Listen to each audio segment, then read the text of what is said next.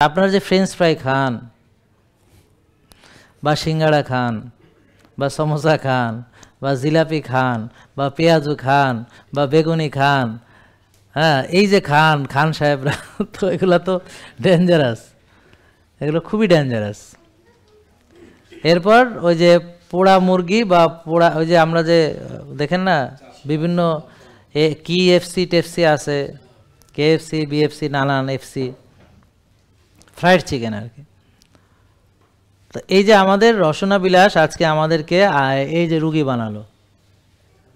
এখন সবাই কি আর খাওয়া বুঝেন এমন না, কিন্তু দেখেন এখানে অনেক আলেমরাও আসেন, তারা অনেক বড় বড় ভুঁড়ি আছে। তো এখন হালাল তো ওনারা বুঝেন না বলে আজকে এই অবস্থা হয়েছে। কেননা processed food, ultra processed food খেলে ঠিক কতটুকু খাবার খেতে হবে এটা বোঝা সম্ভব নয়। কেননা খাবারের মধ্যে শুধু ক্যালোরি না, আরও অনেক কিছুই থাকে। যেমন ভালো একটা আমরা যে ব্ল্যাক রাইস আছে, এখানে প্রোটিন আছে, এখানে ফাইবার আছে, এখানে নানান ধরনের আপনার ফাইটোকেমিক্যালস, হ্যাঁ, মাইক্রোনিউট্রিয়েন্টস বিভিন্ন রকম থাকে। এখন যখন একটা প্রসেসড ফুড, সেখানে থাকে না হলো এই যে মাইক্রোনিউট্রিয়েন্টসগুলো, ফাইবার থাকে না, এই যে ভিটামিন টিটামিন মাইক্রোনিউট্রিয়েন্টস, এগুলো শুধু ক্যালোরি।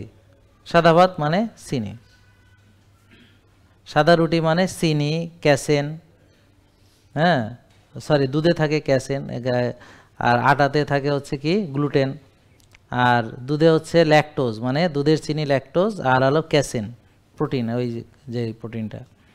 তো তাহলে দুধে আছে ক্যাসেন, আর এখন তো খাঁটি গরুই নাই, দুধ পাবো কোথায়?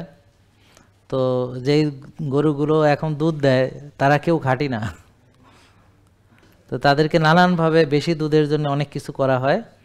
তো মনে রাখবেন, ওই যে বললাম প্রকৃত ছাড়া যা আছে বিকৃত, সেটাই আমাদের রোগের কারণ। তাহলে এখন আমরা সারাদিন যা খাই, নিরাপদ মনে করে যেটা খাই, সেই হলো এই অবস্থা। আর এখন Coke, cake, Fanta, 7 up, pizza, burger, sandwich, হ্যাঁ, বেলপুরি, ঝালমুড়ি, আর কি জানি আছে, তো এগুলোর কথা না বলি। জেকে লাইফস্টাইল, ওষুধ মুক্ত সুস্থ জীবন।